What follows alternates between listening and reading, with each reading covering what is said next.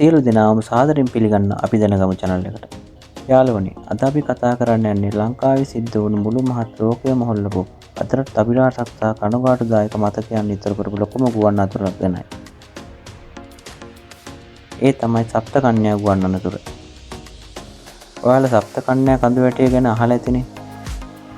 ලක්ෂපාන වතයාට කිට්ටුව Norton beach ප්‍රදේශයේ තියෙන හරිම ලස්සන ඒ වගේම හරිම බෑයුම් සහිත කඳු හතක් තමයි මේ. හැබැයි 1974 දෙසැම්බර් 4 වෙනිදා රෑ යාමේ ලස්සන කඳුවැටිය ලේවිලක් බවට පත් වුණා. එහෙනම් බලමු මේ මොකද්ද ගුවන් යානය කොහෙටද ගියේ කියලා. වීඩියෝ එක ඉවරනෙත් එක්ක රැඳිලා ඉන්න කියලා ඉල්ලා සිටින හැමෝගෙම.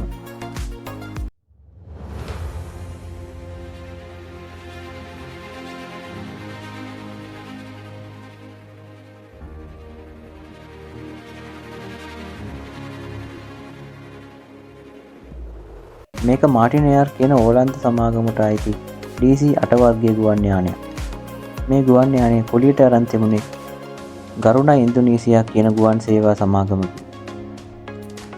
ඉන්දියාවේ සුරබයා ඉඳන් සෞදි අරාබියේ ජේඩා නුවර බලා තමයි මේ ගුවන් යානය ක්‍රියාසර කළේ. මේකේ ගියේ සුද්ධ වූ මක්කම් වන්දනාවේ ගිය ඉන්දුනීසියානු මුස්ලිම් බැතිමතුන්. යානයේ නියමුව ඇතුළු සේවකයින් 9 දෙනෙක් හිටියා. ඔවුන් සියලු දෙනාම ඕලන්ද ජාතිකයින්. යානයේ මගින් 182ක් සහ කාර්ය මණ්ඩලය 9 දෙනෙක් ඇතුළු මුළු 191ක් හිටියා. එහෙනම් අපි බලමු මේ අනතුර සිද්ධ වුණේ කොහොමද කියලා. 1974 දෙසැම්බර් 4 වෙනිදා රාත්‍රී 10ට විතර කටුනායක ගුවන් තොටුපොළේ ගොඩබාන්න නියමිතව තිබුණ ඉන්ධන ලබා ගන්න. කටුනායක පාලන මැදිරිය මගින් යානයට අඩි 10000ක් දක්වා පාත් කරන්න අවසර දුන්නා.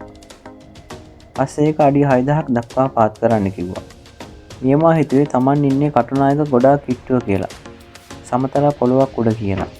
හැබැයි ඒ වෙලාවේ යානය තිබුණේ මධ්‍යම කඳුකරයට ගොඩාක් පහළින්. ඒ වෙලාවෙම ඒ ප්‍රදේශයේ තදබැස්සක් සහ මීදුමක් තිබිලා තියෙනවා.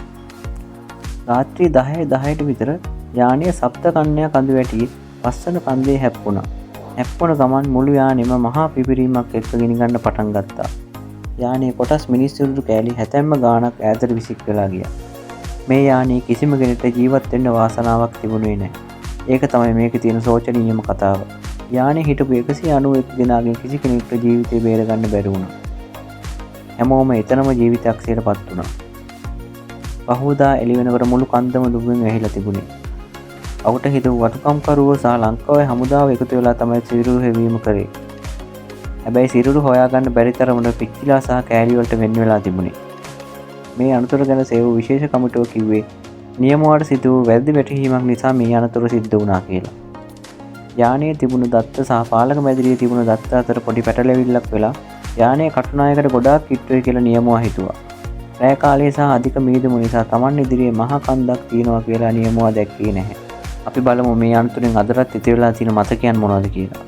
මේ අනතුරින් පස්සේ සප්ත කන්‍යා කන්ද පාමුල අදටත් දකින්න විශේෂ දේවල් කිහිපයක් තිබෙනවා. මහජන සුසාන භූමිය හඳුනා ගන්න බැරි වුණු සිරුරු කොටස් සියල්ලම එකතු කරලා කන්ද පාමුල එකම තැනක මිනිදන් කළා. ඒ වෙනුවෙන් ස්මාරකයක් අදටත් නෝටන් බිච් වල තියෙනවා. අනතුරට පත්වුණු යානයේ එක රෝදයක් කිසිම හානියක් නැතුව ඉතිරි වුණා. ඒ රෝදය අදටත් නෝටන් බිච් පොලිස් ස්ථානයේ ඉදිරිපිට ස්මාරකයක් විදිහට ප්‍රදර්ශනය කරලා තියෙනවා. මේ අනතුර සිද්ධ වුණු තැනට මුලින්ම ගිය කෙනා තමයි හෙන්දිරික් කප්පුහම කියන්නේ. ඔහුට යානයේ තිබුණ රන් බිස්කට් එකක් හම්බෙලා ඒක හැංගුවක් කියලා පස්සේ පොලිසියෙන් ඔහු අල්ලගත්තා. ඒක ඒ කාලේ ලංකාවේ තිබුණු ලොකු ආందోලනාත්මක කතාවක් වුණා. අදටත් ලක්ෂපාන නෝටන් බිච් පැත්තේ යන කෙනෙක්ට මේ ශෝකජනක මතකයන් අමතක කරන්න බෑ. එහෙනම් හැමෝම වීඩියෝ එක සබ්ස්ක්‍රයිබ් කරලා මගේ channel එකට එකතු වෙන්න.